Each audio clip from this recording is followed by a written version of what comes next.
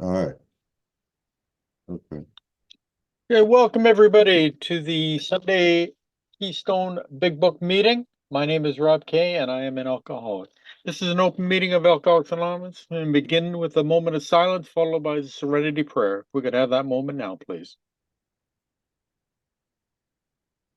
God, grant me the serenity to accept the things I cannot change, courage to change the things I can, and wisdom to know the difference. I am responsible when anyone anywhere reaches out for help. I want the hand of AA to always be there, and for that I am responsible. In this spirit, are there any newcomers or visitors who would like to introduce themselves? Alcoholics Anonymous is a fellowship of people who share their experience, strength, and hope with each other that they may solve their common problems and help others to recover from alcoholism. The only requirement for membership is a desire to stop drinking. There are no dues or fees for A membership. We are self-supporting through our own contributions. A is not allied with any sect, denomination, politics, organization, or institution, does not wish to engage in any controversy, neither endorses nor opposes any causes. Our primary purpose is to stay sober and help other alcoholics achieve sobriety. Kimball, it's all yours, my brother. Okay, thank you, Brother Rob. Happy Sunday, everyone, and welcome to the Keystone Sunday International Big Book Workshop. My name is Kimball. I'm a recovered alcoholic. Thanks to the principles laid out in this program and the course of action, being able to find a power that's greater than ourselves, which will solve our problem. So, man, I love this AA, this way of life today. I really love it. Uh, and I appreciate and I'm grateful that God gave me this life because I tried to fix my own self for all them years and it just didn't work. See, I was playing God for 42 years, thinking I could solve my own problem. I always told myself, I got this. People in the meetings was telling me, oh, you got this. But you know what? I always got another darn drunk. That's the bottom line. So we're going to continue on step 2 today. We Agnostics. I think this will be the third part of We Agnostics. And this probably be the longest area we touch on because We Agnostic is very important. So it probably being about 6 or 7 sessions. But the starting point today is going to be on the last sentence on page 47. That's basically where I left off last week. And we're going to start from there. But first, before we start this workshop, there's some things that we need to address in Alcoholics Anonymous. But some clowns talking about the book needs to be rewritten, it needs to be changed, and all this old crazy stuff that you hear in these meetings, right? Even on social media platforms, these other recovery programs, I see all kind of different ideas and stuff that don't come from the book. But see, in this meeting, we go by the book. The first 100 men and women put this book together. They already set the plan out. They set the path for recovery in this book. They show us how we all can recover from alcoholism. So it don't need to be rewritten. So this brings up a lot of controversy, right? Because people will argue with you. We don't never recover. We always recovering, right? No. The first hope is on the title page, and we recover from this thing. Because the title page reads the story of how many thousands of men and women have recovered from alcoholism. You don't say how many thousands of men and women are still recovering and they'll be recovering for the rest of their life. No. Well, see, people don't even read that page. I didn't read it for about 30 years myself. But when I was pointed that out, I said, wow, I can recover from this thing. And it brought me to the fact, well, I do need AA because my religion didn't solve my problem. I couldn't solve the problem myself. No human power could solve my problem. No psychiatrist, doctor, wife, or whatever. None of that worked. See, an alcoholic like me and most of us, we was beyond human aid. But we only had two alternatives. One to go on to the bitter end, blotting out our consciousness, or killing ourselves. I lost a lot of friends, cousins, close relatives to this illness. But I was ill during the time that I was losing these people. I've lost some in recovery, but they didn't want to accept the plan. So, we don't force nobody to accept what we carry, the message that we carry. So if we can be helpful to anybody, we can. Some people we can help, some we can't. But it's all good. So, one thing about this book on page XI, back in the page XI, it says there exists a sentiment against any radical changes being made in it. Talking about this book, the book has worked, produced in 1939. This has worked for all these years. Why should we change the first portion of this book? Because this is where our recovery program is found, only in the first portion of this book. I hear people talking about, 12 and 12, they had love 12 and 12 means that's fine, but 12 and 12 is to enhance and grow. In the 12-step program, we got to take the steps first so we can grow on anything, right? So the point is, a lot of people need to change our attitude about this book. Let's see if we can get rid of our own conceptions and see what this book has to offer for us. Bro Rob, back in 1940, right? Somewhere along in that area, AA had a 75% success rate, Today, I'm sure it's probably not near. It's probably about half of that. Today, I'm not sure. I hadn't got those statistics for today because we can't tell how many people have recovered from alcoholism today or whatever. But important thing, we need to keep an open mind, and I suggest that to anybody because that's one of the things that are indispensable. Open-mindedness. Then we got willingness. That's two of the most things. And honesty comes first before everything. No doubt. So,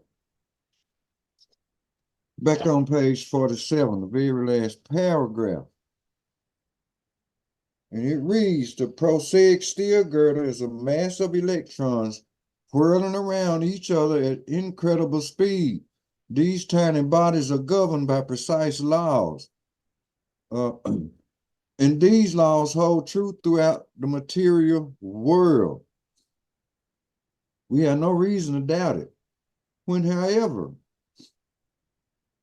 the perfectly logical assumption is suggested that underneath the material world and life, as we see it, there is an all-powerful guiding creative intelligence.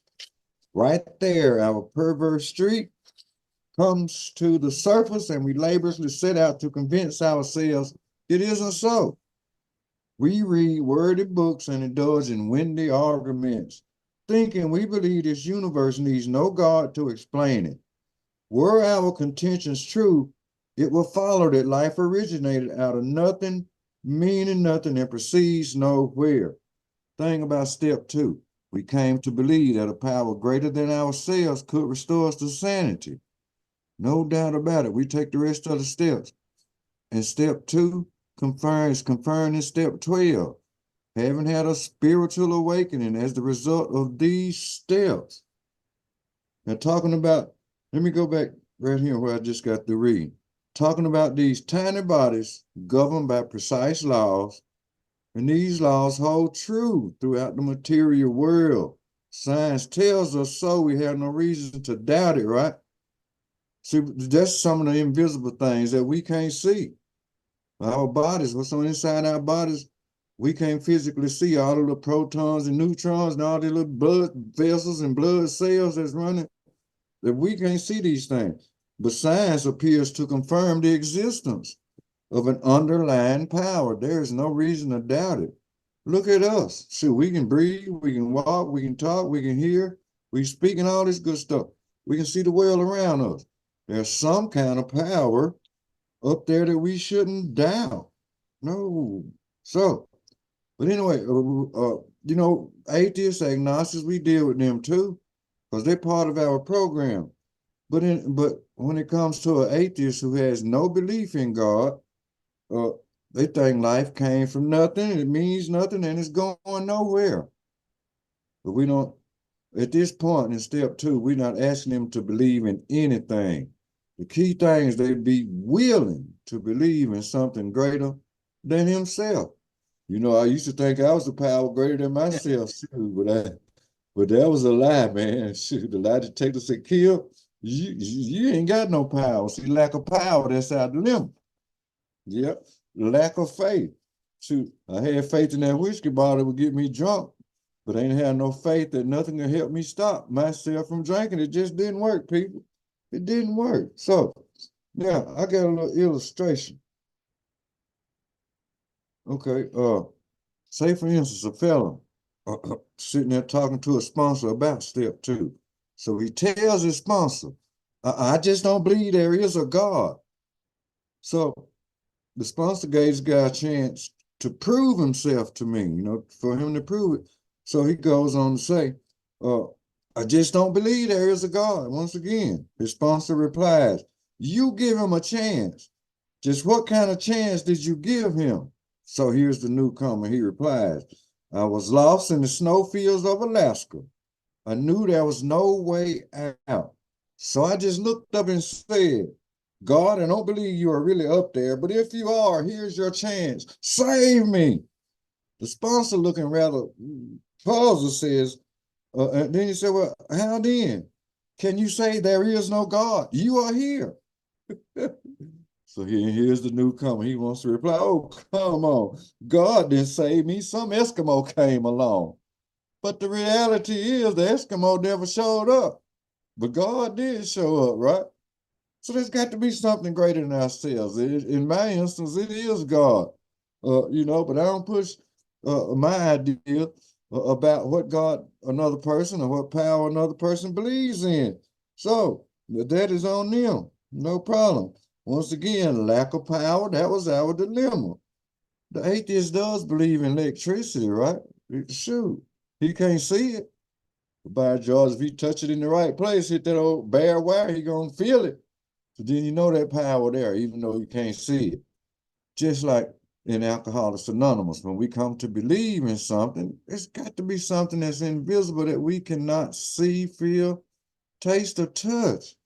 It is there. And this chapter is going to tell us exactly where that power is found at.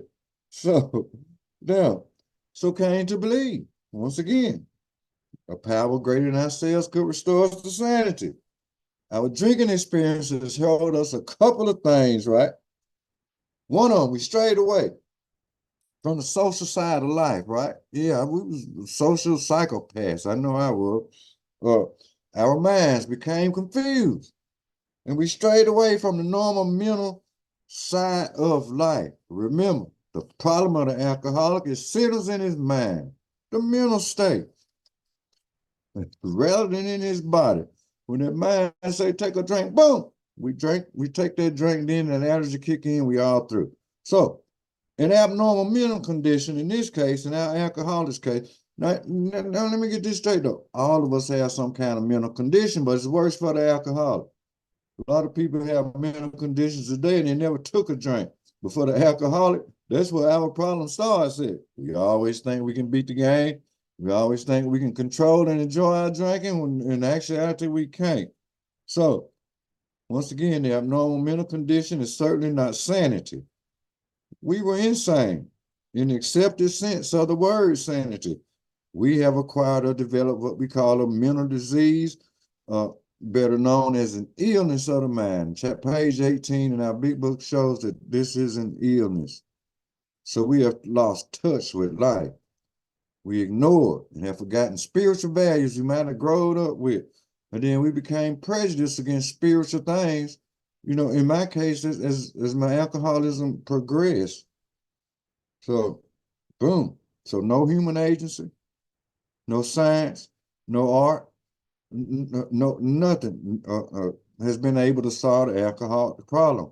So here in AA, we turn to a spiritual guidance, spiritual way of life. So when it comes to, we talking about came to believe, in order to gain a belief, we got to have some type of a faith.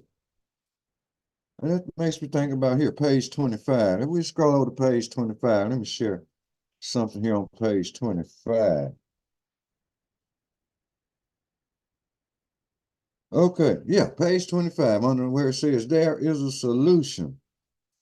And it goes on to read about the second paragraph. When therefore we were approached by those in whom the problem had been solved, there was nothing left for us but to pick up the simple kit of spiritual tools laid at our feet. We have found much of heaven and we have been rocketed into a fourth dimension of existence of which we had not even dreamed. The great fact is this and nothing less, that we have had deep and effective spiritual experiences which have revolutionized our whole attitude toward life, toward our fellows, and toward God's universe. The central fact of our lives today is the absolute certainty that our Creator has entered into our hearts and lives in a way which is indeed miraculous. He has commenced to approach those things for us which we can never do by ourselves. So this power has commenced to accomplish in us what we couldn't do for ourselves. There is no doubt about it. I know I couldn't do it myself. So back to page 49, middle of the page, and it goes on to read. Instead of regarding ourselves as intelligent agents, spearheads of God's ever-advancing creation, we agnostics and atheists choose to believe that our human intelligence was the last word, the Alpha and the Omega, the beginning and the end of all. Rather vain of us, wasn't it? No doubt. It was already, they had them preconceived notions here. So we who have traveled this dubious path beg you to lay aside prejudice even against organized religion. A point. Try to set aside what you think you know about organized religion. See, our old ideas, it couldn't get us sober, and it certainly couldn't keep us sober, right? So we need to start having a change of mind. This is a point of coming to believe. We ain't asking you to believe in nothing right now. These are ideas that the first 100 men and women put in front of us in this book. Right now, it's just an idea. So we have learned that whatever the human frailties of various faiths may be, those faiths have given purpose and directions to millions. Now, people of faith have a logical idea of what life is all about. Actually, we used to have no reasonable conception whatever. We used to amuse ourselves by cynically dissecting spiritual beliefs and practices when we might have observed that many spiritually minded persons of all races, colors, and creeds were demonstrating a degree of stability, happiness, and usefulness which we should have sought ourselves. So if you see people that are usually spiritually minded, everywhere, they're pretty much stable, they're pretty much happy, and they're pretty much useful to other people. But for the chronic alcoholic, those of us with that alcoholic mind, in our drinking career, the only spiritual way of life we could have had was them distilled spirits found in that alcohol. So, our minds were closed to spiritual conceptions, even in my religious days, when I was in religion. The religion couldn't solve my problem because I still was rooted in my own ideas. But this book opened up my mind to some new ideas and new things that I could relate to. And it commenced to help solve my alcoholic problem. So I'm going to stop right there for just a moment. And then we'll roll to page 50. I got another illustration I want to share with you when we start coming to believe. This one pretty crazy too. Some of us done heard some of this before. Before I get to that story, let me share this. So when it comes to step 2, all we need to do, we start out is to believe. Believing comes before we can do anything, and faith comes after you believe and then take action. So now at this point, can we become willing to believe in the power greater than ourselves? So today, how can we not believe that there must be some kind of power working in the fellowship of Alcoholics Anonymous, right? Today we have people that say, for instance, me, Brother Rob, several others here, we say we recovered alcoholics. We took the 12 steps and it commenced to solve our problem. See, the alcohol problem being removed, but our human problem ain't been removed. So we have to we can deal with life today, in other words. So step 11, that gives us the full solution for all our problems. It's step 11, we gain a relationship with God or this power that you have, and it will solve your problem. In my instance, God solved my problem. So, like I said, when we first come into AA here in step 2, we don't know that that's true. But then we can ask ourselves, well, can we believe there's something greater than me can solve my problem? But then if people stay around us long enough, then we work the program of action. We had that spiritual experience. Then you'll know it. Now that's faith. Faith without works is dead, right? That's what the big book says. That's what my other big book said. See, we had to take the steps. I used to try to take my own steps, right? But I wasn't doing no work. I just go up there and read the stuff on the wall. I said, okay, I done took the steps today. I'm good to go. Boom. Next thing you know, another drink. So that didn't solve my problem. It took a little bit of work. I had to do a little bit of work, right? God saw the problem, but he laid out a program of action right here. So then, the reason we have everything we got today, because it was developed by somebody. Especially, over the last century, there's been great developments, science and all this stuff. But then, the students of ancient history tell us the intellect of men back in those days, say for instance, when this book was produced, almost 90 years ago, the intelligence of the old men back then was equal to the best that we have today. I used to think we invented this stuff because we were smarter, right? No, but we really aren't. People who lived thousands of years ago, they was just as smart as we are today.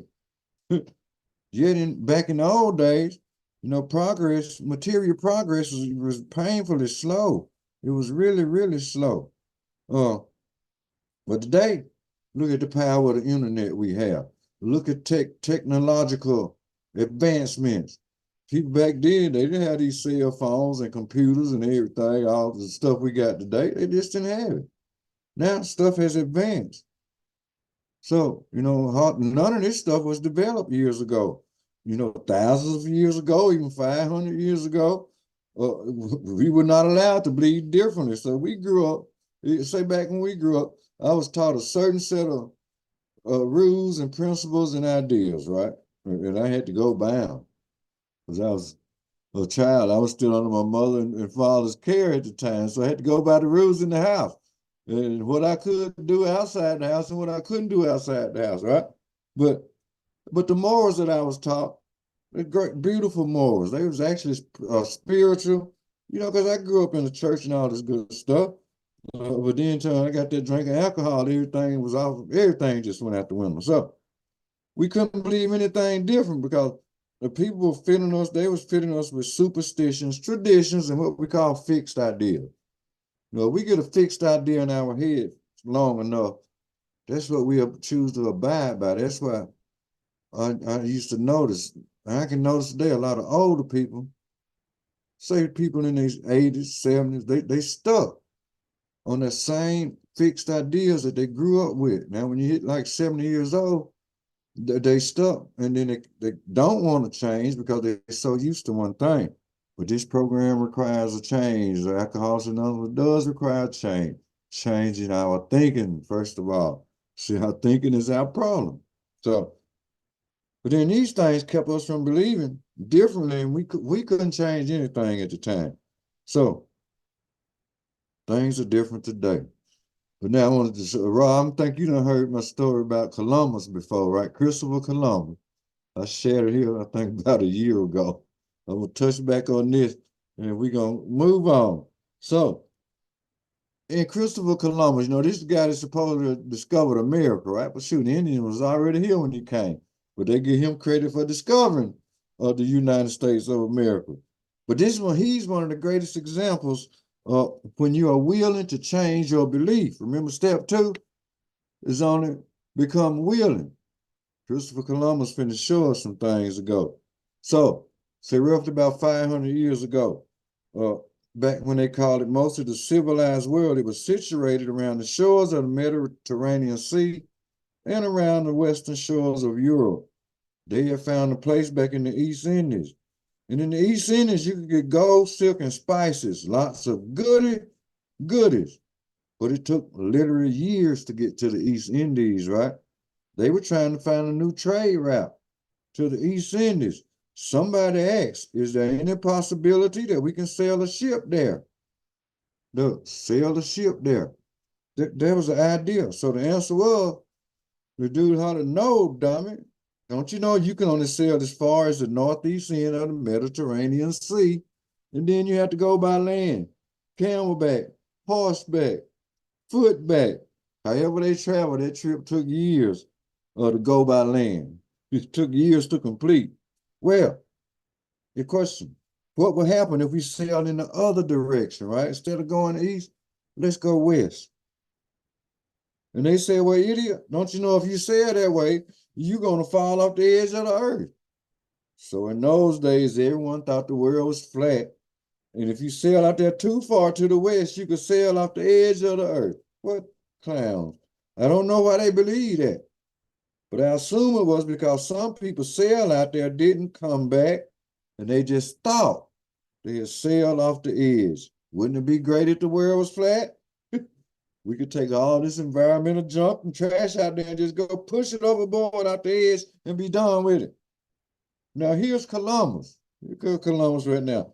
And we believe Columbus had to be an alcoholic. Because if you are going to believe differently than the entire world and everybody in it, and you're going to stand there and express that belief, you are going to have to be tougher than heck to do that. You got to be tough. You're going against everybody else in the world. Shoot, everybody in the world was thinking the world was flat. Columbus said, no, I got a thought. I think I'm going to try it. So many times, if we express a belief different than what everybody else believes, they would burn you at the stake or hang you from a tree or cut your head off or something. But Columbus, he was tough enough and bullheaded enough to be able to stand there and say, I believe that the world is round. He's facing great opposition right here. I do not believe it's flat. Then he made one of the most drunken statements the world has ever heard. He said, I believe we can get east by sailing west. Now, if that isn't drunk thinking, I don't know what it is. Many of his mannerisms indicated Columbus was an alcoholic, right? 4 points why. When he left, he did not know where he was going. When he got there, he didn't know where he was. When he got back, he didn't even know where he had been. But what really made him an alcoholic, check this out. It was a woman who financed the whole trip for him 2 times. So Columbus, in other words, this is an example. He was willing to believe that the earth is round instead of flat, and the whole world was against him. But he stood there bold enough. He showed them.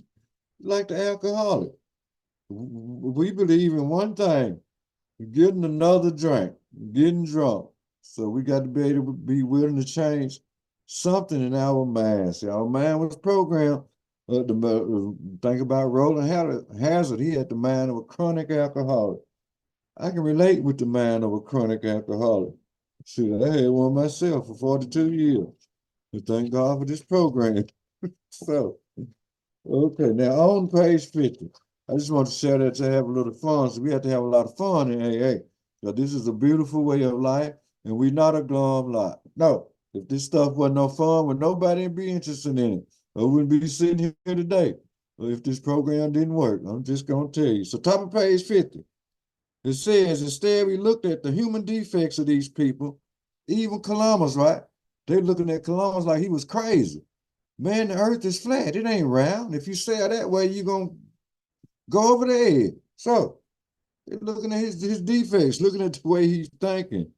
And sometimes people use their shortcomings as a basis of wholesale condemnation. We talked of intolerance, but we were intolerant ourselves. Now, I like this next sentence. We missed the reality and the beauty of the forest because we were diverted by the ugliness of some of its trees. We never gave the spiritual side of life a fair hearing. So the point is, we probably never really explored living a spiritual life. No, I know I didn't want to do that. I don't know. Only life I want to live was a life of alcoholism. When we come to AA and we come willing to believe, it changes everything. There's no doubt about it. It changes everything. So, next sentence, next paragraph I meant. it goes on to read, in our personal stories, you will find a wide variation in the way each teller approaches and conceives of the power which is greater than himself. Notice the key word, power. It is capitalized. Actually, it's a reference to God when we see these type of words, creative intelligence, power, greater than yourself, that's in a relation, it's talking about God. But whatever the situation is, the belief system we choose, it doesn't seem to matter. It's your own personal conception. We're not going to argue with you about it, but as long as that conception, that power is greater than yourself, you have a chance. So, we got different beliefs in AA. We all do. Everybody has their own, a personal God, right? Or a personal power. And it actually starts here in step 2. And then we look at step 3, we made a decision to turn our will and our lives over to this power, power who I call God, and offer to do his will. Then in step 7, we offer God, I offer myself to thee, to be with, to do with me, to do your will. Anyway, I'm paraphrasing right now. And then it's rooted in step 11. We have to look at step 11. Step 11 gives us that 24-hour day clock. So it goes on to say, whether we agree with the particular approach or conception seems to make little difference. Experience has taught us, talking about the first 100 men and women here, this is a collective understanding, that these are matters about which for our purpose we need not be worried. They are questions for each individual to settle for himself. Point is, this is your path. This is your decision. Trust that God will lead you, or the power that you choose. Whatever you call to choose God, call God. I know I have strong faith in God. I don't serve a religious God. I have a personal relationship. And that's what we need to do.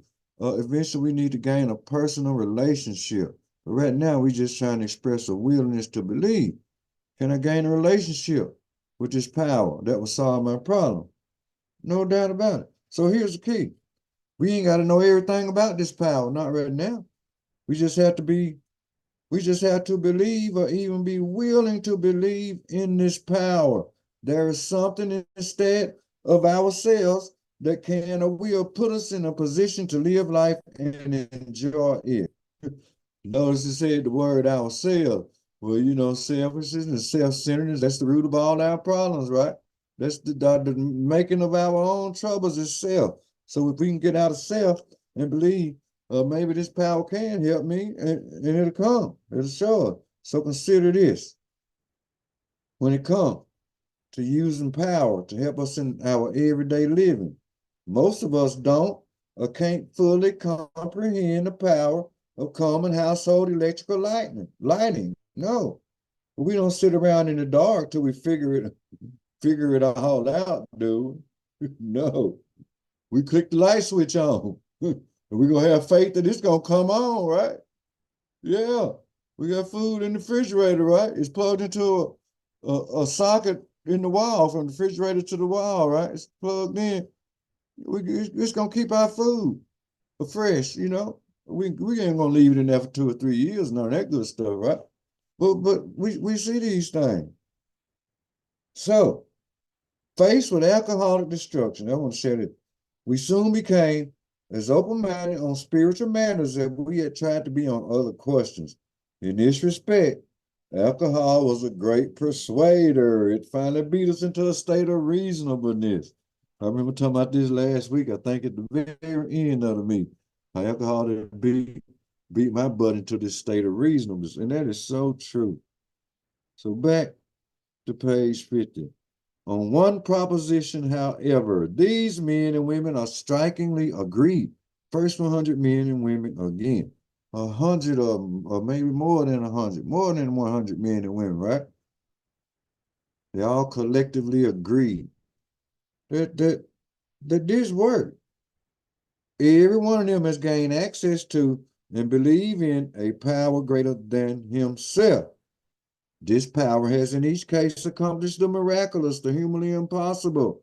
As a celebrated American statesman put it, Let's look at the record. Quick note. Many people in AA have used the 12 steps to discover a power uh, that does miracles for them. Oh, yes. AA definitely showed me how to gain a relation and a conscious contact with this power. It solves our alcoholic problem. Really does. Are we gonna have other problems? Shoot, yeah, every day. We got to live in the world. We're gonna have problems. Sometimes we're gonna have problems with people, places, all this other stuff. Yeah. But you know what? We got a power greater than ourselves. It'll solve our problem. When this kind of junk crop up and we get angry, resentful, or anything toward anybody, we ask God at once. God help me. And he usually shows up and shows out. Anytime we go through something, I know it's from personal experience. I face stuff every day. A lot of days I don't even leave the house, but I still face stuff. You know, something's gonna crop up. I just have to rely on God, the power that's greater than me. If I have crazy thoughts, because I'm gonna have crazy thoughts the rest of my life. Shoot, I got post-traumatic stress disorder. I done had a rough week this week dealing with stuff in the mind, right?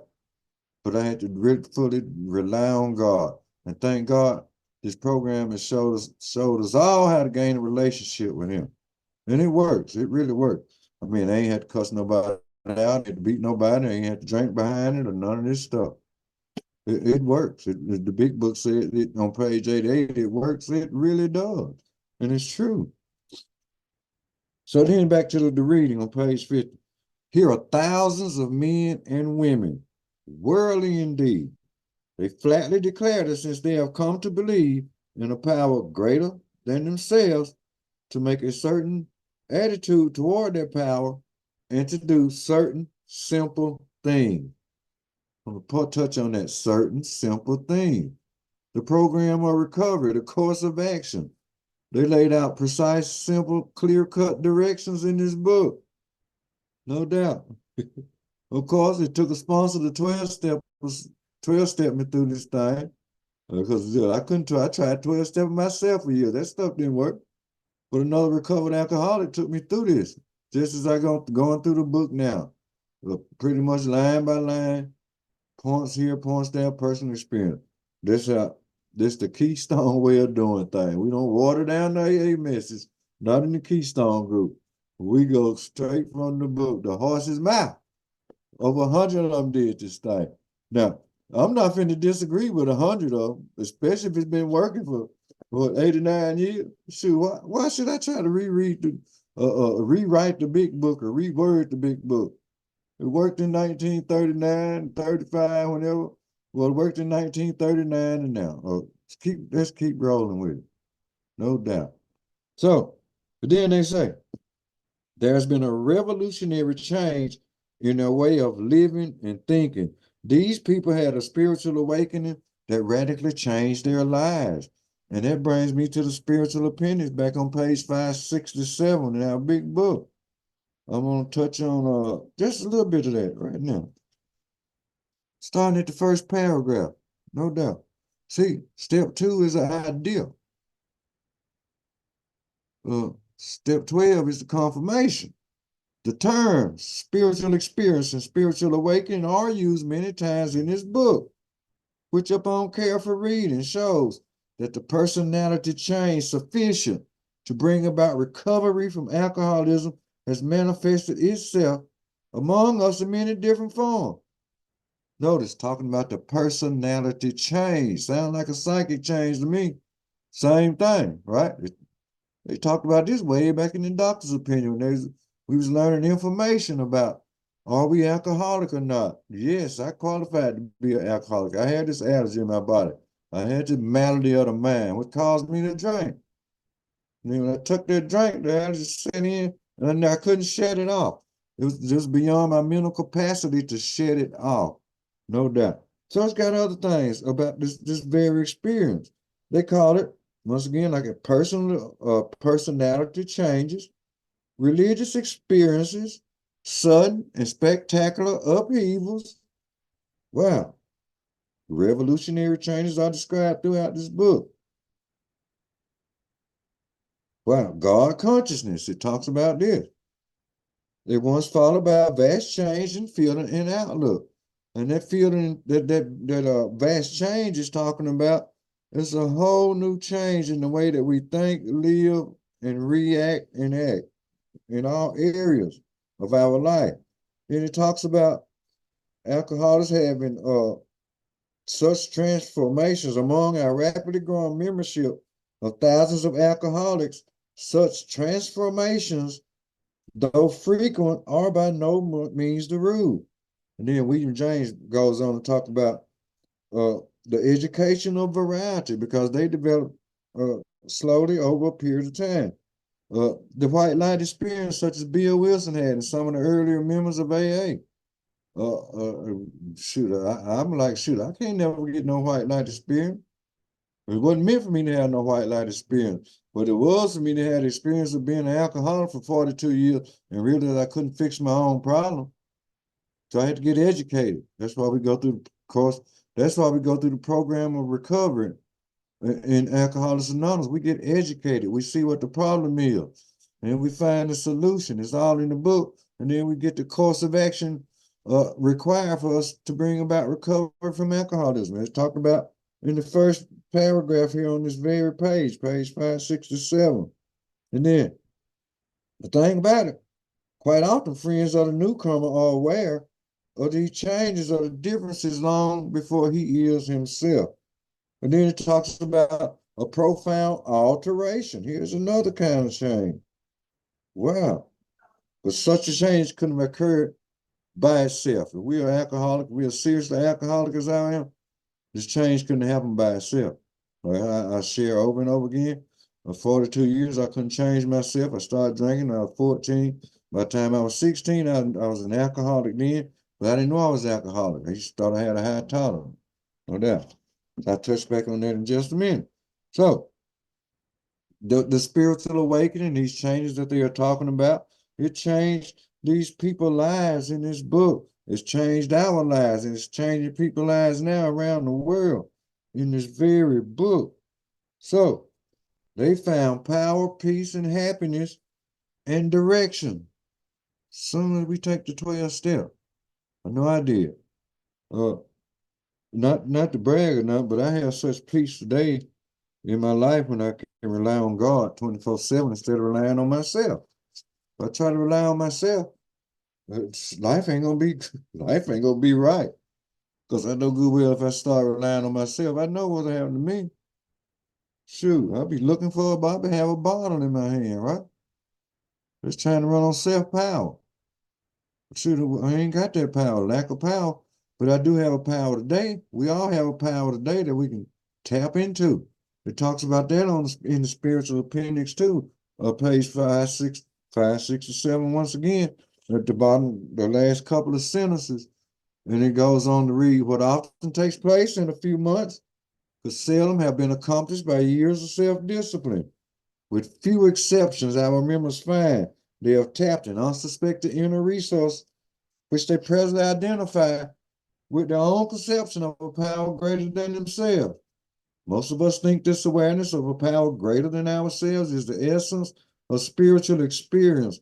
Our more religious members call it God consciousness. Amen. So true. Yes, that's what I call it today, God consciousness. See, we tapping in this power. We got a power to tap into today. And this power is greater than the alcoholic power. When we get this conscious contact, we tap into this resource. Sought through prayer and meditation to improve our conscious contact with God as we understand God, right? No doubt. So this is the most important fact of these people lives. Same thing. Psychic change. Yes. Love it. So if we not convinced yet by now, I don't know. Some gotta be terribly wrong. I was so convinced by this time. When they talking about came to believe, no, I believe. But now I believe at this point I did. I mean, but I'm not everybody else. Everybody has their own point in time when they can actually believe, and then you be trying to make contact with that power. without contact with that power, we still be powerless. I already know we done did step one. We went through the whole step one, all the way from the title page up to page 43. So that's a complete step one. Step one is more than just saying I'm an alcoholic. Like they used to tell me in the meetings I was going to. Well, all you got to do is say you're an alcoholic. See, I said that for years, but it didn't solve my alcohol problem. 12 steps did, though. Thank God. Because it showed me some things, taught me some things. I had to learn about my darn illness first. That's the key point. That's why I stayed on step one so long. That's why step one is so long. It gives us the problem. Well, shoot, who the problem? I'm the problem. Shoot, the alcohol ain't the problem. I'm the problem because I'm going to drink alcohol because I don't have a solution. And without a solution, we keep on drinking. So, solution found right here. Thank God for the solution, man. I tell you, can't help it. So, the presence of God is today the most important factor in their lives. They present a powerful reason why one should have faith. So when we fully aware of the presence of God in our lives, that's the spiritual awakening right there now. And this thing is not about the drinking today. It's about living. What the big book say, we are sure God wants us to be happy, joyous, and free, right? Freedom from the abundance of alcoholism. Boom. Bottom line. I love it. So, the big book talks about, well, let me see where I'm at here. Page 51. Okay. Yeah, page 51. I don't want to skip nothing. So, back to page 51. This world of ours has made more material progress in the last century than all the millenniums which went before. Yeah, we touched on a little bit of that earlier about this technology we have today, all these little gadgets and stuff we have. Even we got artificial intelligence days just taking over. They didn't have this stuff 100 years ago, 50 years ago. They didn't have this kind of stuff. So almost everyone knows the reason. And then I talked about the students of ancient history about the intellect of men in the old days were equal to the best of the day. So, but check this out. Instead of going back through all that again, I already talked about that. In ancient time, mankind was ignorant about the material technology that we have today. They would see it as being magic, right? But we see, hey, it's normal. They would have looked at things a different way. So we ask ourselves this, the last paragraph on page 51. We ask ourselves this, are not some of us just as biased and unreasonable about the realm of the spirit as were the ancients about the realm of the material? No doubt. Even in the present century, American newspapers were afraid to print an account of the Wright brothers' first successful flight at Kitty Hawk. See, people in ancient time, they didn't have no airplanes and helicopters and all this stuff to fly around in the sky. But we do today, and it's a luxury. It's normal. Shoot, if I want to get out here now and go to Canada, I ain't got to catch no boat. I ain't got to catch no train. I can get on a plane and be there in no time. You know what I'm saying? They couldn't do that back in these days. So, had not all the efforts at flight failed before, sort of like Columbus. Everybody else thinking, if you go this way, you're going to fly out the side of the earth, fly out the side of the world. Wright brothers, people didn't think they could take a machine and make it fly. But these clowns, they start to believe in something. Then they had faith in that belief, and then they did it. Just like, hey, we come to believe in something. We can put faith in that power that we need and to solve our problem. You see, and then they go on and ask the question, had not all efforts at flight failed before? Did not Professor Langley's flying machine go to the bottom of the Potomac River? Was it not true that the best mathematical minds had proved man could never fly? Had not people said God had reserved his privilege to the birds? Only 30 years later, the conquest of the air was almost an old story, and airplane travel was in full effect. Oh, yeah. I'm going to finish this up, then we'll be ready to close, Brother Rob. Page 52. Good, gonna be a good stopping point. But in most fields, our generation has witnessed complete liberation and thinking. So any longshoreman or Sunday supplement describing a proposal to explore the moon by means of a rocket, and he would say, I bet they do it. Maybe not so long either. Is not our age characterized by the ease with which we discard old ideals for new? No doubt. By the complete readiness with which we throw away the theory or gadget which does not work for something new which does. Just like our old ideas didn't work, right? No, because if it did, we could have stopped ourselves from drinking a long time ago. We had to discard our old idea, come up with some new idea.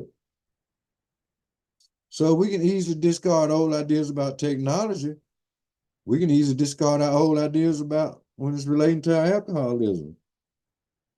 The 12 steps offers us new spiritual ideas. Our preconceived conceptions and beliefs that had to be cast aside, throw it away, throw it out. So, last bottom of the paragraph, last page. The last one I'm gonna go over today. We have to ask ourselves why we shouldn't apply to our human problems the same readiness to change our point of view. Yes, change our mind. We were having trouble with personal relationships. We couldn't control our emotional natures. We were afraid of misery and depression. We couldn't make a living. We had a feeling of uselessness. We were full of fear. We were unhappy. We couldn't seem to be a real help to other people. Was not a basic solution of these bedevilments more important than whether we should see newsreels or lunar fire? Of course it was. I stop right there. And that brings me to the bedevilments start next week. And then we're going to share about some of the promises after we do some more stuff. So you're still strolling on step 2. So we'll pick up right here next week. Let me mark my pages. I don't want to get twisted up. But thank you, Brother Rob, for everything. Thank you, Brother Timmy, for showing up. And we can close it out, Brother Rob. Or you want to close for us? Okay, third step prayer. God, I offer myself to thee to build with me and do with me as thou wilt.